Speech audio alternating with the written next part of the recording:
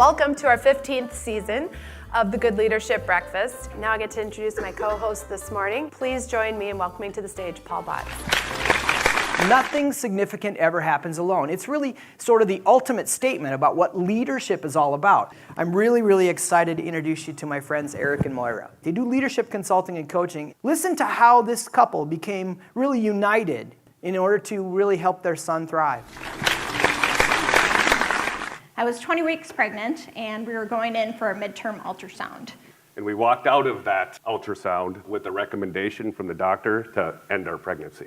Our child had been diagnosed with a very severe birth defect and was given a less than 25% chance of surviving. Our doctor also told us if our child did survive, that he was likely to have a very short life and that with many complications, and it would be ugly. We walked out of there, I think, in a fog. We didn't really know where we were and didn't remember much about that day, but I do remember we walked out of the hospital and we were embracing, and Moira said, well, what do we do? And the only answer I had was, I don't know, and that's where we were at. It turns out we did not make the choice to terminate the pregnancy. We ended up staying in the journey with our child, whatever that meant. But this story really isn't about that choice. Yeah, it's really about the next choice that we needed to make. And what we realized is if we're going to be in this journey, the choice we need to make is how are we going to show up for this kid? And are we willing to learn? Because our world completely changed to a different place. For me, that journey was really about letting go. And for me, it was about getting in the fight. Let's get at this. We got to figure this out. At the time, I was on the faculty at the University of Minnesota, so I went into research mode. Within about 24 hours, my students and I had pretty much literally every paper that had ever been published on our child's condition, which was called congenital diaphragmatic hernia, or CDH. Yep. So in our son's case, he had a severe case, and in utero, he had no left diaphragm. So his stomach, his intestines, and his liver floated up into his chest, pushed his heart to the wrong side, and didn't allow his lungs to grow. So when he was born, he wasn't going to have the ability to breathe on his own. That's a problem. So I dove into the literature. I was sure there would be something in there that would help me understand why this happened. Was it something I did, something I screwed up on, and understand what it was that I could do to improve my son's chances. There must be some pill I could take, some exercise I could do or not do, some specialist I could see. And what I found instead was a lot of uncertainty. When you see the words of unknown cause and likely due to some combination of genetic and environmental effects in the medical literature, you know you're pretty much screwed. That means basically code for we have no idea. No idea why this happens, no idea how to improve your chances. So for me, that was the first of many levels of letting go I would need to do over this last decade and during this journey. I had to let go of a need to know, a need for some answer, and find a way to just be in this experience. A really wise family friend made the comment that all you can do is love him as he is right now. And that was a really centering thought for me for the rest of the pregnancy. And once I was able to do that, I was actually able to really enjoy the rest of the pregnancy by letting go of this desire or need to know. And for me, that diagnosis, I think, was probably the biggest gift of my life. Because as Paul kind of alluded to, we were pretty independent. And we were doing a lot of fun things together, and we were doing a lot of fun things with our friends outside. And before our son came along, we were thinking, or at least I was thinking, hey, man, this isn't going to change a whole lot. We got just one kid. It's not going to get in the way. And I was kind of detached a little bit from the pregnancy. It was that thing growing in my wife's stomach. It's going to show up in a few months, and yeah, it's going to impact our life. And that diagnosis changed everything for me, because for all I knew, the only relationship I was going to have with that kid was while he was in Moira's stomach. And so I wanted to get into relationship.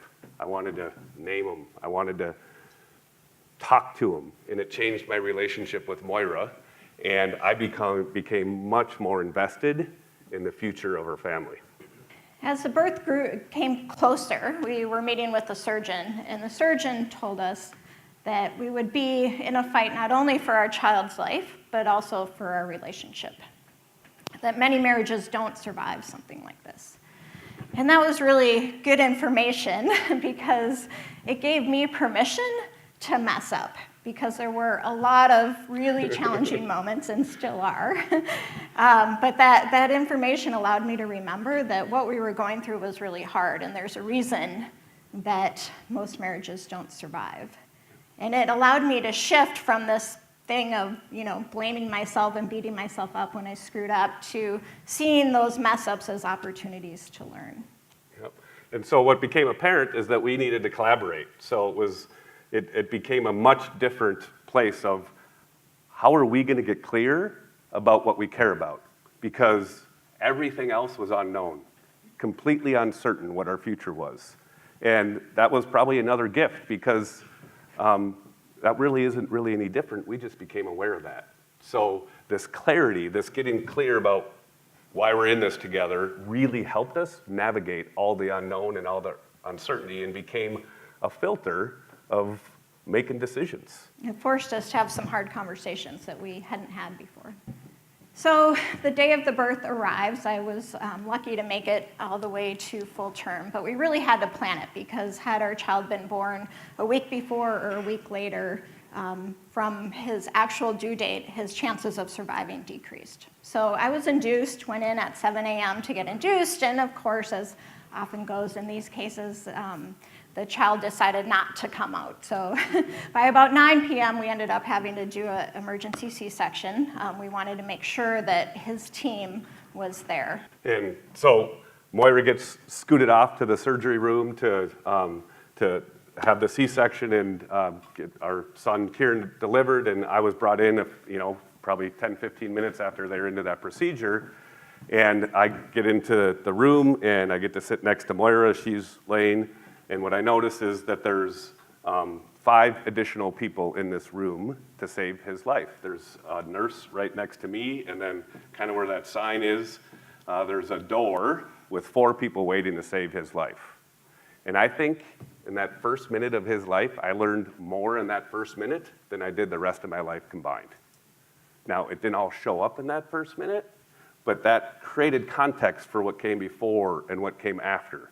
But what did show up was that, intellectually, I knew that I didn't have control. I got that concept. But that's the first time that I really experienced it. Because here's my wife on the table with her abdomen open. There's 5 people waiting to save our kid's life because he's not going to be able to breathe on his own.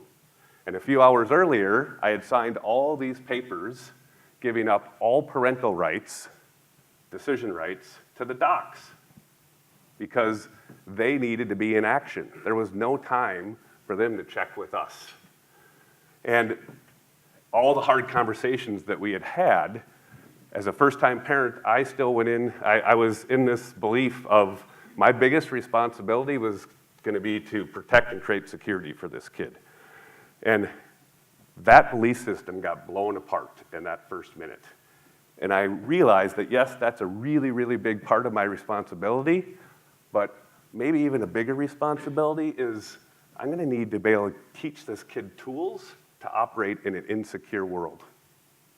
And that changed everything for me going forward as a parent. And oh, by the way, I needed those tools for myself right then and there. So I didn't get to see Kieran right away. I was in recovery, and he was undergoing his own surgery. So I saw him about 12 hours later, and I walk into the NICU, and Kieran, at the time, this is at Children's Hospital in Minneapolis, and at the time the NICU was all one big room. And Kieran kind of had his own wing of the NICU. He was back in the corner, and there were all these big machines and pieces of equipment around him. And probably about the size from that. Yeah. that sign to that sign was his space of machines. And he also had a minimum of 2 nurses full-time with him, just him alone, who always had to be there because of the sensitivity of this equipment. And then right in the middle of it is our little 7-pound baby right there in the middle with all these tubes coming out. So that was the first time I saw our child. And so one of the machines that he was on is called an ECMO machine. Some of you may have heard of that. So because he couldn't breathe on his own, he ended up going into surgery right away. And the surgery, what they do is they plug into the jugular, and the blood comes out of your body, goes into this machine, gets oxygenated, and then pumped back into your carotid artery. So it bypasses the lungs.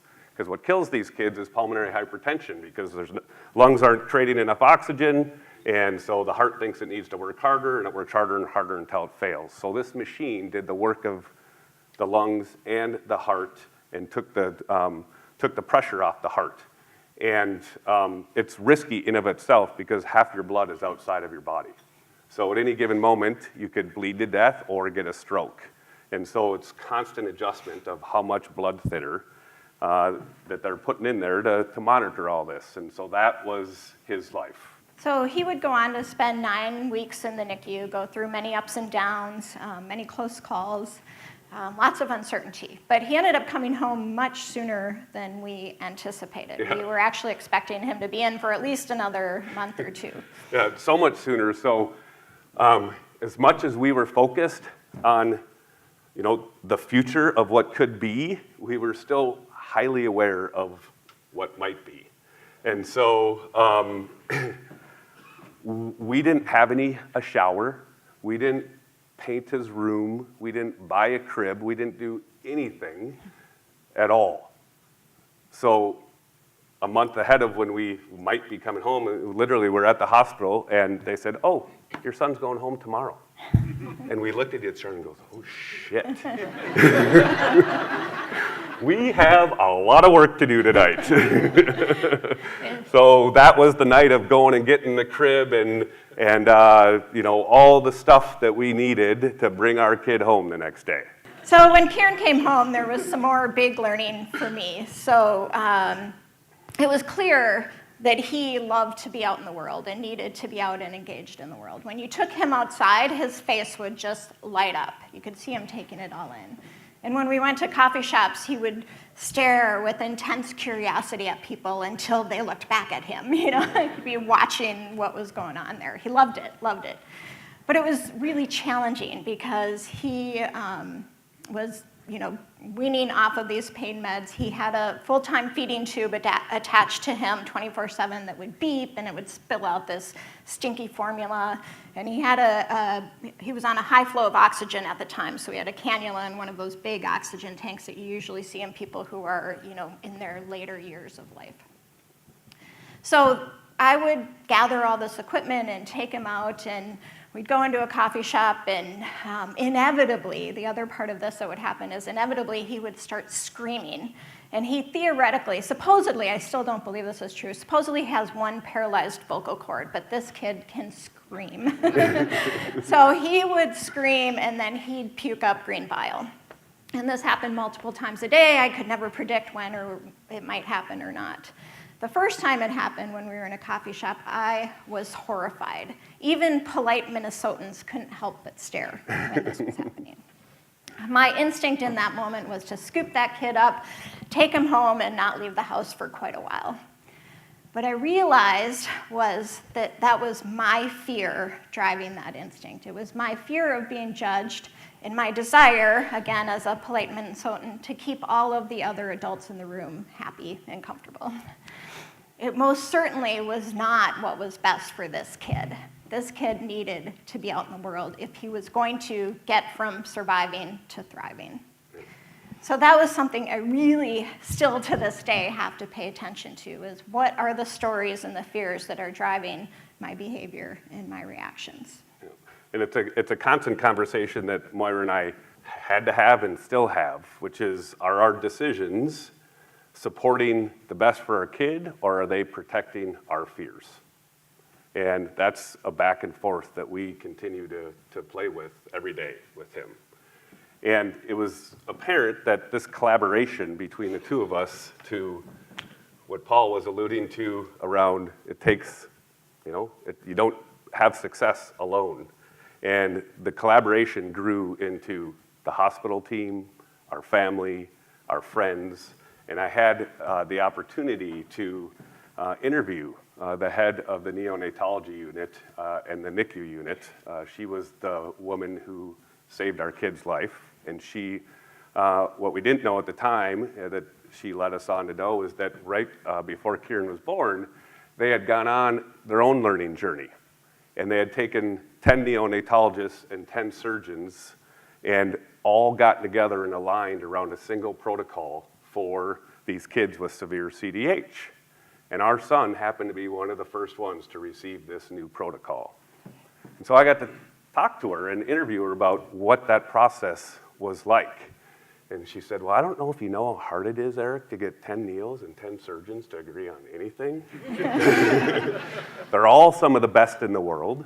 They all have their own expertise, and they're all doing it their way. And what we had to do is get them into a place to give up that way and get to a place that was going to be different than every single one of them was doing it currently. It was the combination of all their expertise. She goes, before we could get at the issues, let alone define the issues, what we had to do is we had to all get together and drop all the letters off the back of our name and get connected as people. We needed to get together and really expose ourselves and explore why we're here and what we're doing together. And what they rallied around, and it's the reason we ended up choosing the hospital, because it showed up in every interview we did with them, is we're here to fight for every kid. And that's what they rallied around. And it's amazing to me because in the work that we do, leaders so often want to solve everything over here in execution and process, and don't take the time to go to the people side, where it's messy, it takes time, it's uncomfortable, it's emotional. And here's a crew that we know have big egos with the least amount of time, that took the time, and they blew the doors off of the execution. So they now have some of the best results in the world in survival rates for children like our son who have severe cases of CDH.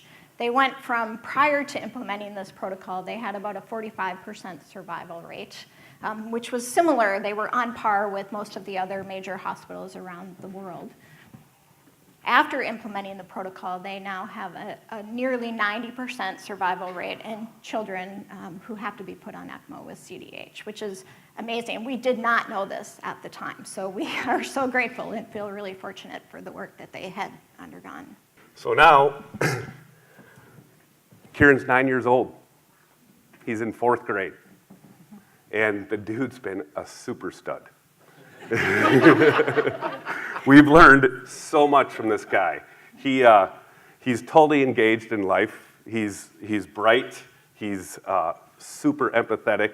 The only way that you can tell from the outside that anything's going on with this kid is he lifts up his shirt, which he does, and you can play tic-tac-toe on his abdomen from all of his scars. He had over 10 surgeries before he was 2 years old, and then had them on an annual basis for a while. So he has one scar that goes from here to here that they went in 5 separate times the same place to repair his hernia. If you ask him how he feels, if he knows his story and how he feels about it, he says, of course I know my story. I share it whenever I can. I'm proud of my scars. The bad things that have happened to me make me who I am. So he mountain bikes, he skateboards, he's got 90 days of skiing in this year. I mean, the dude is super passionate about skiing. This, extended winter has helped those 90 days. The only one who's happy about it. And, he's on the terrain park doing this thing. I mean, literally as high as the ceiling, he's in the air flying, doing, 720s in the air and just going after it. And, we're so fortunate to be able to tell this story. And we know that we could be telling a really different story.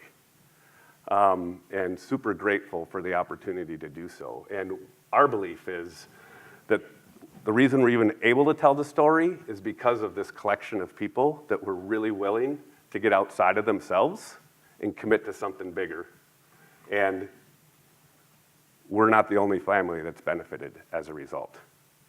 And we did this talk a little bit ago, a few months ago, and one of his main doctors, who was a neo in the NICU and his pulmonologist, so he knows Kieran better than any doc because he's seen him a couple times a year. It's his lung doctor. And he came up afterwards and said, Erik, I just want to share a couple of things with you. He said, first of all, people don't realize how hard it is to create lung capacity without a working diaphragm.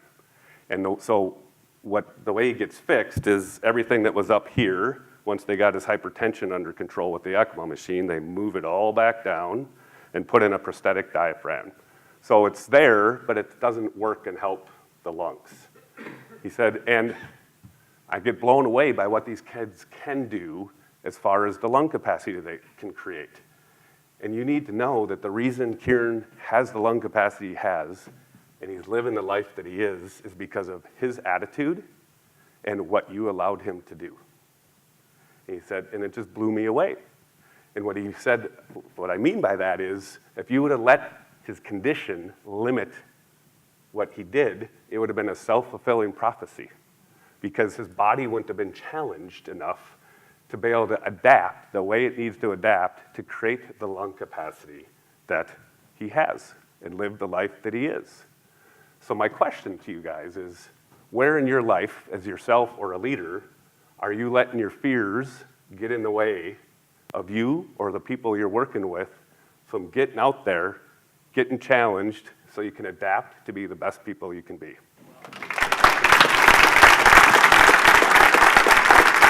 There's a lot of conversation about how to frame up this story, and one of the things I found to be fascinating was how each of you said that you have this unique relationship with Kieran now. Can you tell us, what are your unique relationships as father and mother? One of the great gifts for me of Kieran's illness was that it forced me very quickly to slow down and be present with him in a way I don't know that I would have otherwise. I mean, I anticipated I was an academic, so I could take 6 weeks off, and then I'd do with him what all my colleagues did. He'd go to daycare, and I'd jump right back in the research game, and that couldn't happen. And so I was just really fortunate, I think, in a weird way, to be kind of forced into this situation to be with this kid and to know him really well. And I think for both of us, because of the intensity of his physical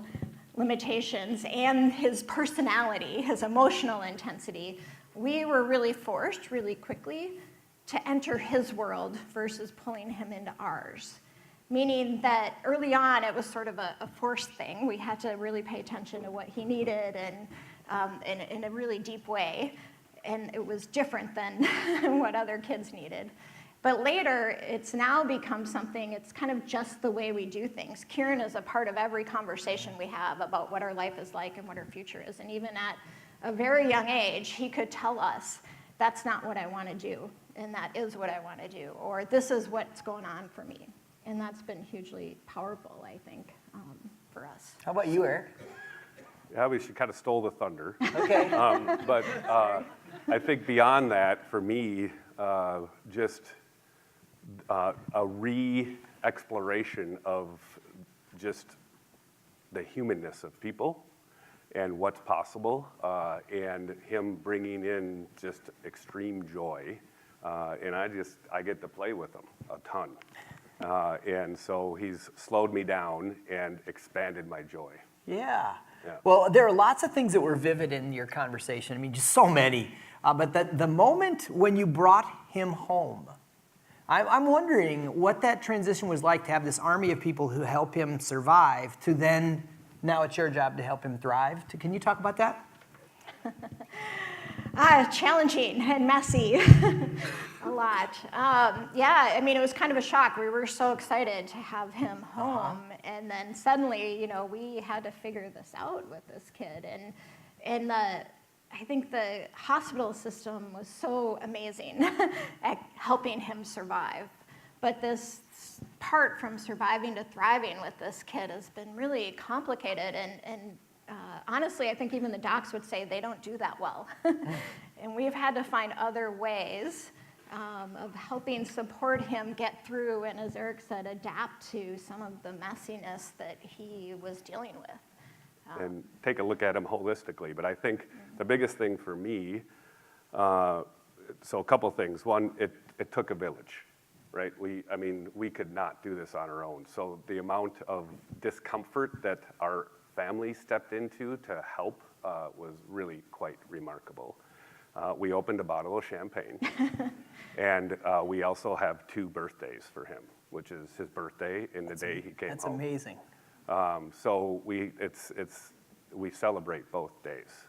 That's amazing. And another really interesting story, this didn't happen too long ago, is so children's, we always would get off, we live in St. Paul, so you go down 94, and so we took a certain exit many times. And one time we were driving down, just a couple of years ago, so way into Kieran's life, and Moira said, man, I get a warm feeling every time we drive by this exit. Most people get scared of hospitals, and she says, it makes me so warm because that was our family. That was our home, and they're the ones that made sure he was alive. That's fantastic.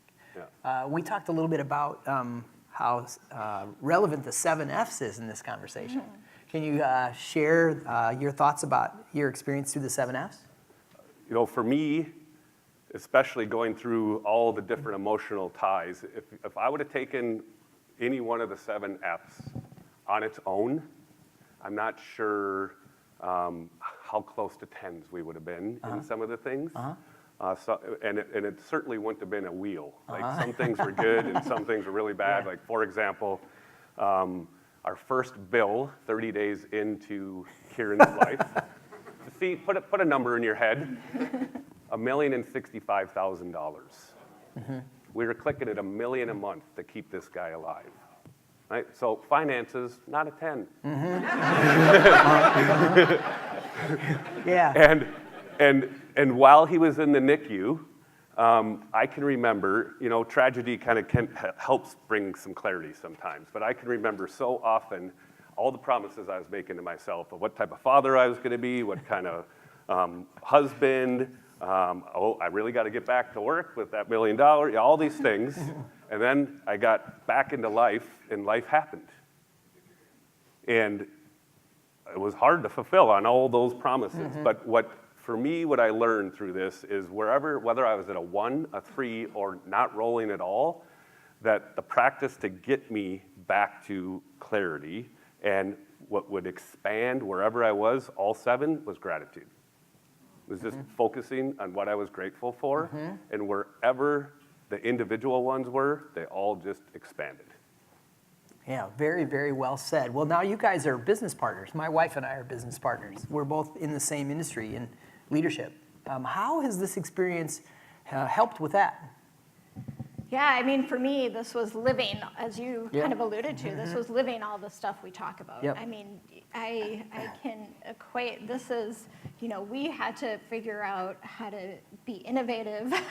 We had to figure out how to stay in the moment. We had to experience all of these things that we coach all the time.